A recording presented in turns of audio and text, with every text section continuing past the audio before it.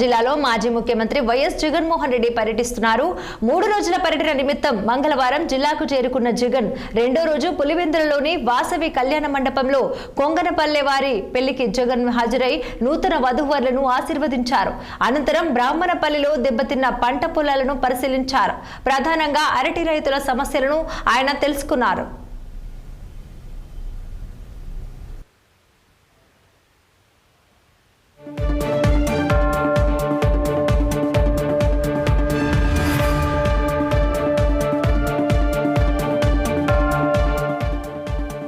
ఏపీలో కూటమి పాలనలో రైతుల పరిస్థితి దారుణంగా ఉందని మాజీ సీఎం వైఎస్ జగన్మోహన్ రెడ్డి తీవ్ర ఆవేదన వ్యక్తం చేశారు. ఏ పంటకు గిట్టుబాటు ధర లేదని, అరటి పంట రైతుల పరిస్థితి మరీ అధ్వాన్నంగా తయారైందని మండిపడ్డారు. అరటి ఎగుమతుల కోసం రైళ్లు నడిపామని, కేంద్రం నుంచి అవార్డులు తీసుకున్నామన్న ఆయన ఇప్పుడు ఆ ఊసే లేదని విరుచుకుపడ్డారు. ధర లేక పంట చెట్టు మీదే మాగిపోతుందని, నంబర్ 1లో ఉన్న రాష్ట్రానికి ఈ పరిస్థితి ఎందుకు వచ్చిందని ప్రశ్నించారు జగన్మోహన్ రెడ్డి.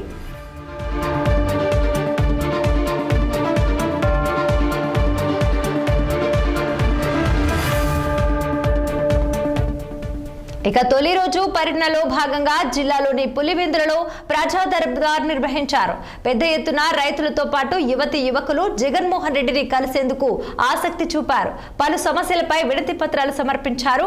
నియోజకవర్గ ప్రజలు తమ సమస్యలను జగన్ దృష్టికి తీసుకొచ్చారు. కూటమి ప్రభుత్వం ఏర్పడిన తర్వాత అమలు చేస్తున్న హామీలు నెరవేర్చకపోవడంపై వైసీపీ అధినేతకు ఫిర్యాదులు చేశారు.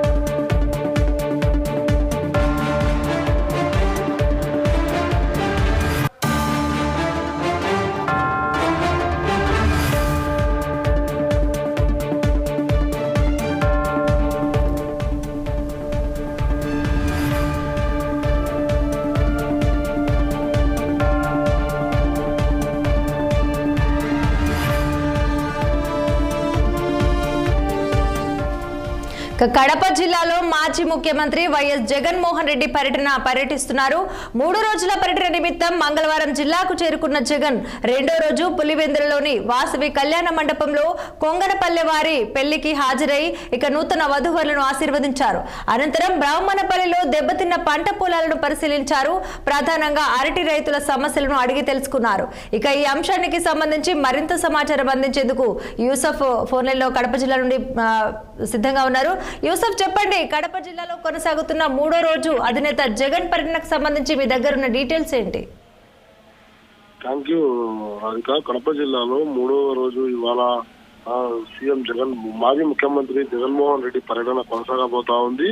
ప్రధాన ప్రతిపక్షంగా వ్యవహరిస్తున్నటువంటి జగన్మోహన్ రెడ్డి పులివెందుల ప్రాంతంలో అరటి రైతులకు సంబంధించి జరుగుతా ఉన్నటువంటి నష్టం ఏదైతే ఉందో వాటిని ఇక్కడ నుండి ఎగురు పెడుతూ వస్తా ఉన్నారు. రాష్ట్ర ప్రభుత్వానికి సవాల్ విసురుతా ఉన్నారు.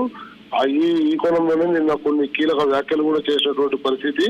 పూర్తి స్థాయిలో రైతులకు ఇచ్చేటువంటి బీమా పథకాలు ఏవైతే ఉన్నాయో అవన్నీ కూడా కేంద్ర ప్రభుత్వము సహాయం అందిస్తా ఉంటే రాష్ట్ర ప్రభుత్వం గొప్పలు చెప్పుకుంటూ వారికి అవసరం ఉన్నప్పుడు ఇవ్వకుండా రబీ సాగు అయిపోయిన తర్వాత ఇవ్వడము, పంట నష్ట పరిహారం అనేది తక్షణం మా ప్రభుత్వం అయితే అప్పటికప్పుడే అవన్నీ కూడా చెల్లిస్తూ వచ్చేవారము. ఇప్పుడు సంవత్సరాల కొద్దీ రైతులంతా కూడా వేచి చూడాల్సినటువంటి పరిస్థితికి తీసుకొచ్చారు. కూటమి ప్రభుత్వ సభ్యులంతా కూడా అని చెప్పేసి విమర్శలు చేశారు. పెట్టుబడులు ఇచ్చి రైతాంగాన్ని ప్రోత్సహించేటువంటి రోజులన్నీ కూడా మా వైసీపీ హయాంలోనే కొనసాగేటివి. ప్రస్తుతం అయితే అటు ఆ పథకాలన్నింటినీ కూడా అటకెక్కించారు. రైతులను పట్టించుకునేటువంటి పరిస్థితుల్లో పూర్తిగా రాష్ట్ర ప్రభుత్వం చేతులు ఎత్తేసిందని చెప్పేసి విమర్శలు చేస్తా ఉన్నారు. మరోపక్క ఏదైతే ఇప్పటిదాకా అటు కోస్తా కావచ్చు, ఇటు రాయలసీమ ప్రాంతాల్లో కావచ్చు పూర్తిగా రైతులు ఇబ్బందులు ఎదుర్కొంటా ఉంటే రాష్ట్ర ప్రభుత్వం మాత్రం ఆ కేంద్ర ప్రభుత్వం ఇచ్చేటువంటి అరకొర నిధులు వారి యొక్క ఖాతాల్లో జమ చేసి మేమే రైతాంగాన్ని అంతా కూడా ఆదుకుంటా ఉన్నాం, మేమే రైతు బిడ్డలం అని చెప్పేసి చెప్పుకుంటా ఉన్నారు. ఇదంతా కూడా అబద్ధపు ప్రచారం మాత్రమే. వాస్తవ పరిస్థితులు రైతాంగం వద్దకు వెళ్లి కలిస్తే కానీ తెలియనటువంటి పరిస్థితిగా కనబడతా ఉన్నాయని చెప్పేసి జగన్మోహన్ రెడ్డి చెప్పినట్లు కూడా మనకు తెలుస్తా ఉంది.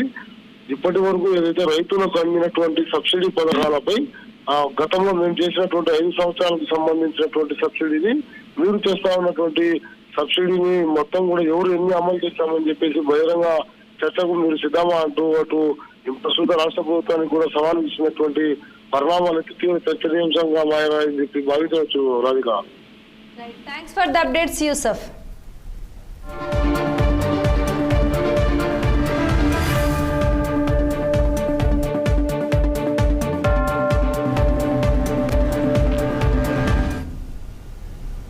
క్రీడలతో చిన్నారుల మానసిక వికాసం పెరుగుతుందన్నారు తెలంగాణ మంత్రి ఉత్తమ్ కుమార్ రెడ్డి. సూర్యాపేట జిల్లా కోదాడలో ఉత్తమ్ పర్యటన